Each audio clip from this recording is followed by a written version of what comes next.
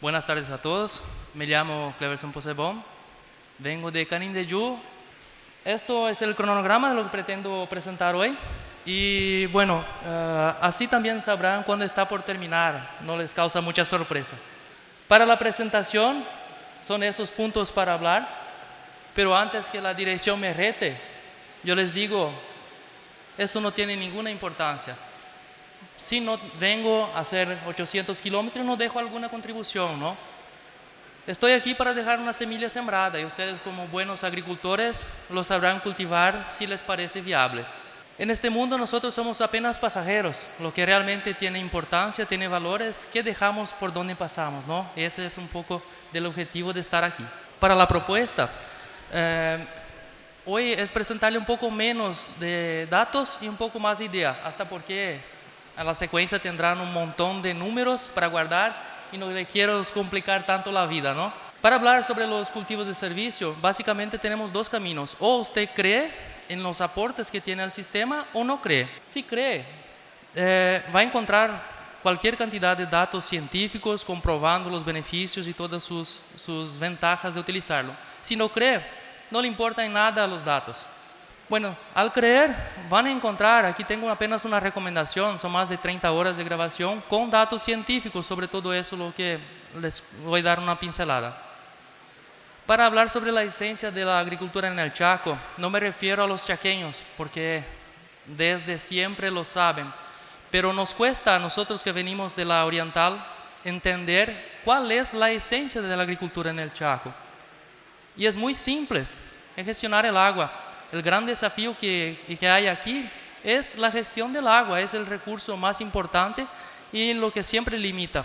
Aquí, como ven, un año seco, la cantidad que llovió y la evapotranspiración que se tiene en ese periodo, realmente es muy difícil cultivar en ese ambiente. Solamente los que conocen se dan cuenta de eso y sienten en la piel todo eso, ¿no? Como verán los datos de un año seco generados por Ideagro, tanto en soja como maíz, como sorgo, la gran referencia que se tiene con productividad está la cantidad de agua. Es muy claro eso. En cada ambiente, la producción, lo que más pesó la producción fue exactamente el agua. Lo que siempre digo, hay que siempre pensar en formas de cosechar el agua antes de cosechar grano. Pero bueno, en decirlo y hacerlo hay un largo camino, ¿no? Ahora les presento unos pocos datos sobre los cultivos de servicio y el agua, su relación, ¿no? La relación con la infiltración. En este trabajo nos muestra que siempre que hay rastrojo, hay mayor tasa de infiltración. Tanto el total de agua acumulado como la infiltración básica con suelo saturado es superior cuando hay rastrojo. Con rotación o cultivos de servicio, siempre se aprovecha mejor las aguas. En este trabajo con 9 años de duración, nos muestra que siempre que entró algún cultivo de servicio o la rotación, el total de agua infiltrado con suelo saturado es superior. Algo que insisto mucho es la importancia en las raíces. Y les digo, cuanto más raíces, mayor es la tasa de infiltración. Eso está medido, como verán en esos datos, tanto el total de agua acumulado como la infiltración básica es muy superior cuanto más raíces hay en el ambiente. Cuanto al consumo del agua, es siempre un factor limitante, como sabemos. Nos vemos que tanto con cultivos de servicio o barbecho, el agua se pierde. Aquí, en esos datos que midieron la cantidad de agua consumida en el periodo, comparando un barbecho largo con cultivos de servicio, el total de agua que se perdió en ese periodo fue básicamente el mismo. Considerando el total de agua, lógicamente en años que llueve más, se pierde más, pero comparando un barbecho largo con cultivos de servicio, prácticamente la misma cosa. Bueno, sabemos que consumen agua, pero si hay un barbecho muy largo, esa agua se pierde igual, no la aprovechamos. Y eso es lo que nos muestra ese dato. Lógicamente, cuando entraron los cultivos de servicio, el consumo de agua fue muy superior. Pero si miramos el total de agua consumido en todo ese periodo, es prácticamente el mismo. O sea, tanto el cultivo de servicio, de cierta forma, lo total que consume antes, le entrega como aporte después, con menor pérdida durante el cultivo de interés económico. Como verán, aquí comparando el barbecho químico con la vicia villosa, lógicamente el cultivo de servicio consumió el agua hasta el secado. Después del secado, el total de lluvia que cayó se aprovechó mucho más, se infiltró mucho más. Y al medir a la floración del maíz, el total de agua acumulado era superior donde antes había la vicia que consumió el agua. Y bueno, podrán estar pensando, pero ese tipo está loco, ¿no? Si aquí no llueve en el invierno. Bueno, la idea es mostrar a ustedes el potencial de los cultivos de servicio en mejorar la eficiencia en la cosecha de agua. Aquí, con los datos de la REI del año seco, 2 años atrás, el total de agua que se perdió en ese periodo es muy grande. O sea, ya lo sabemos, aquí se pierde mucha agua. Y eso es lo que quiero decirles. Siempre es mucho más importante, productivo, perder esa agua por dentro de una planta que por fuera. Porque cuando pasa por una planta, esa agua está generando carbono, está fijando carbono, está generando raíz, está generando fitomasa. Y esos son los datos de esta campaña, que llovió mucho más, es verdad. Pero miren la evapotranspiración. El balance es siempre negativo. Si llueve más, también evapotranspira más. Y la idea es esta, ¿no? Pensamos en formas de aprovechar las brechas que hay con agua residual para fijar carbono, producir raíz y cubrir el suelo. ¿Cómo hacerlo y cuándo hacerlo? Ustedes lo saben o lo descubrirán. Es algo lógico, ¿no? Pero nos cuesta entender que nosotros no tenemos el poder de cambiar el clima, al menos para el bien, no para el mal, sabemos que tenemos. Pero lo que cambia a nosotros es desarrollar estrategias para aprovechar mejor todo lo que cae. Sobre los desafíos para un suelo productivo, enumeré esos datos para tener en cuenta. El primer desafío que tenemos es cómo evitar el impacto de la gota de agua de lluvia sobre el suelo. Y eso básicamente se hace con cobertura vegetal. No importa si es viva, si es muerta, cuál especie, pero la esencia está en evitar el impacto de la gota. En segundo aspecto es aumentar la tasa de infiltración. Eso básicamente son contribuciones de las raíces fasciculadas. Ellas crían los canales para entrada del agua. En tercer lugar, sería promover la aeración del suelo. Y eso básicamente es el rol de las plantas leguminosas o con raíces pivotantes.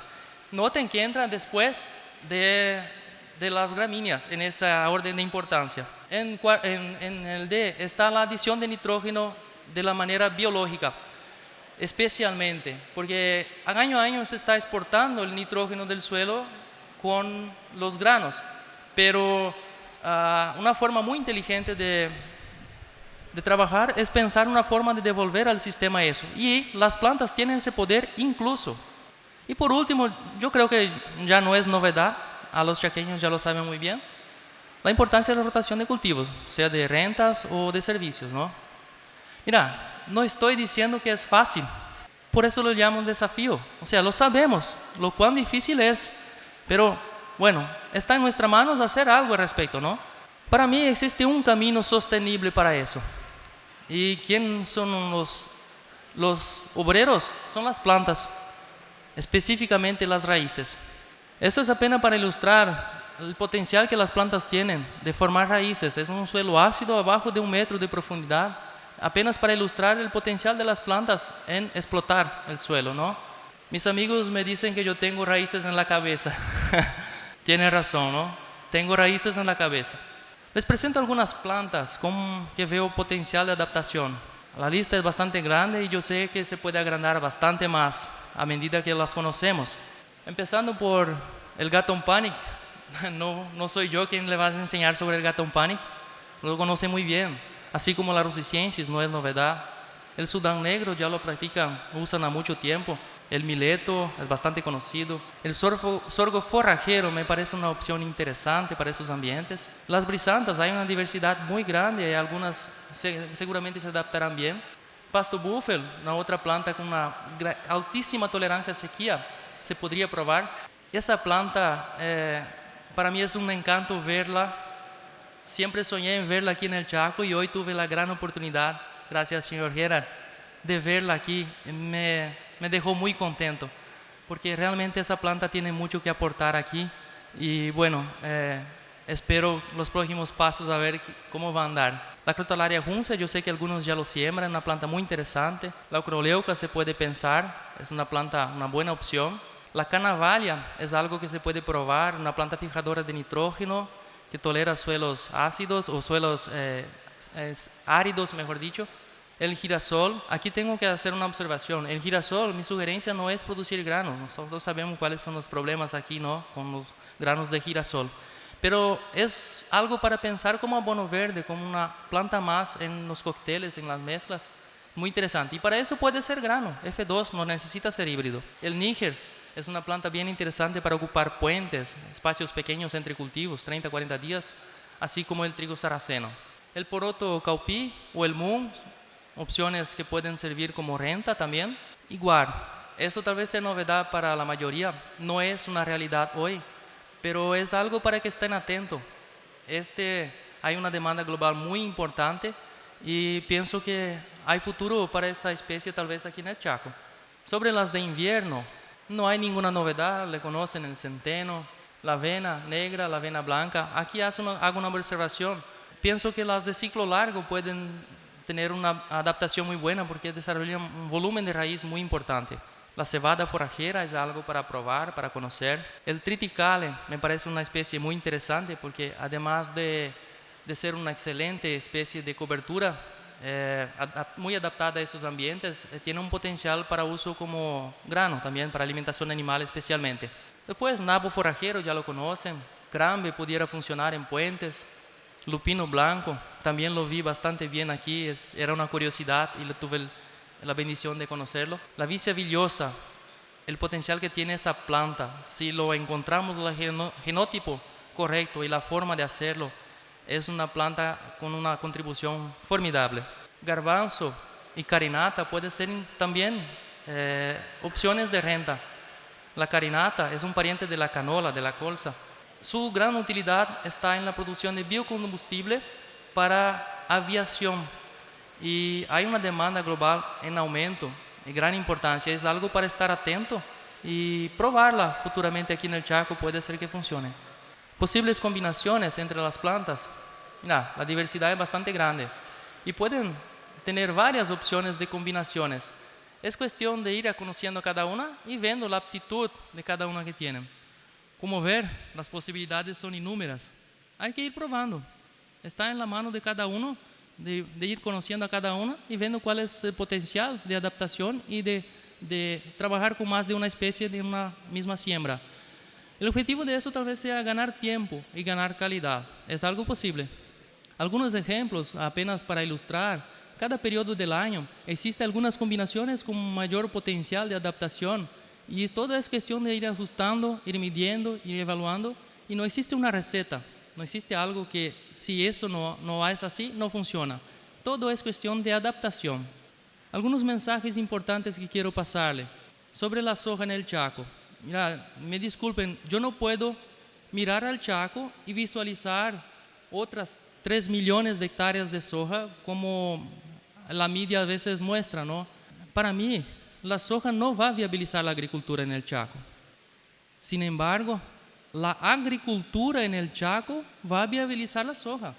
De nada sirve plantar un área y no tener rentabilidad. Pero si una área es productiva, sostenible, ahí empieza a ser interesante dentro de un programa de rotación. Parece lo mismo, pero no es. Sobre el maíz con rusiciensis, sabemos del potencial de alto costo para el maíz, ¿no?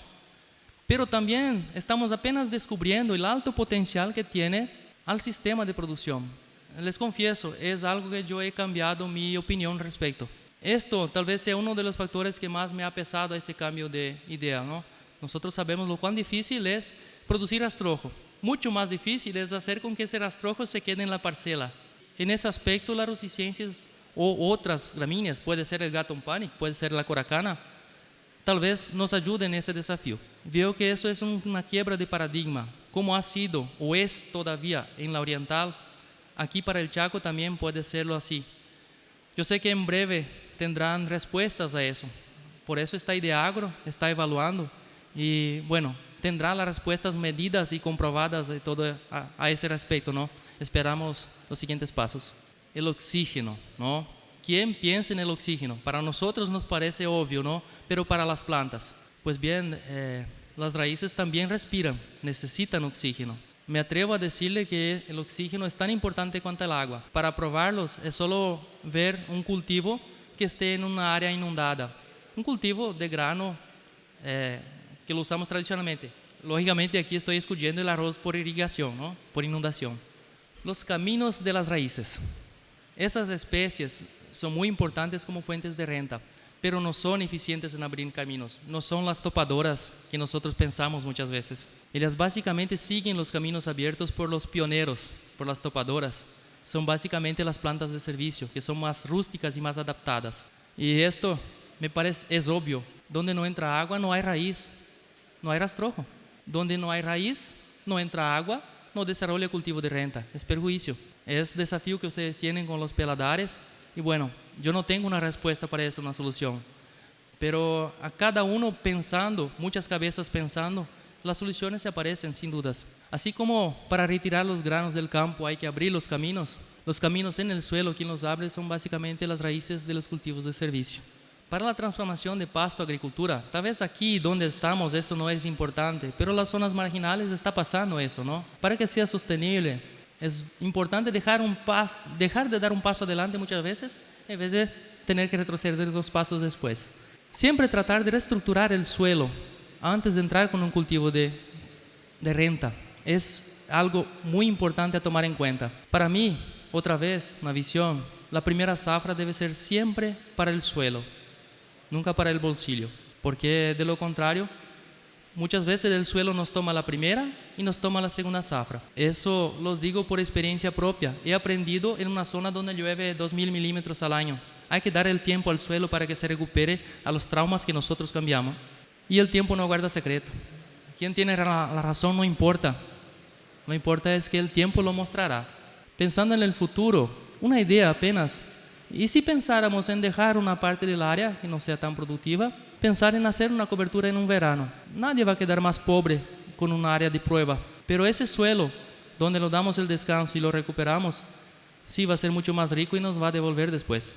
Es una idea, ¿no? O sea, no digo en hacer en toda el área, pero en los bordes, los pedacitos, se puede probar. Una cosa que es importante considerar, estuvimos hablando bastante hoy, sobre los cultivos de servicio. Una vez que termina el ciclo, ya no son cultivos de servicio, son cultivos de renta. Pensando en aprovechar un cultivo de servicio, hay que manejarlo siempre antes, en floración o inicio de formación de granos, para tener su máximo provecho. Si lo consideramos terminar el ciclo, puede ser también una opción de renta. Hay una demanda muy grande de semillas, no hay semillas de abonos verdes. Y bueno, también puede ser una opción de renta, sin dudas. Sobre la cosecha del agua, eso es lo que más nos cuesta a los que vienen de la oriental entender, que la esencia aquí está en cosechar agua. La importancia de cargar el perfil antes del cultivo de renta. Nunca empezar despreparado. Y por último, pensando en la sostenibilidad, sabemos que la gran aptitud del Chaco siempre fue la ganadería. Pero hay dos formas muy inteligentes para mí de hacer también la agricultura muy productiva y con adaptación. Primero, agregando valor. Eso ya lo hacen há décadas, ¿no? Agregando valor, transformando en leche, en queso o el algodón, industrialización a futuro. Y la segunda forma, para mí, es con la integración agricultura-ganadería. No veo en un horizonte de 30 años una agricultura sostenible sin la integración. Aunque sea solo el pasto sin el animal, pero la integración. Yo sé que hay dificultades, algunas de ellas están ahí, lo conocen mejor que yo. Pero tal vez hay algunas soluciones con eso. Tal vez la sociedad, hay que pensarlo, ¿no? Si funciona con las máquinas, la prestación de servicio, puede ser que funcione con eso también. Pero por eso es muy importante definir las reglas de juego. Rotar los campos de producción entre cultivo y pastura es siempre una oportunidad. Ese es el mensaje que quiero dejarles para ustedes. Los agradecimientos, llegamos al final, es para ustedes que estuvieron aquí escuchando un desconocido con toda la atención y que les sea de buen provecho.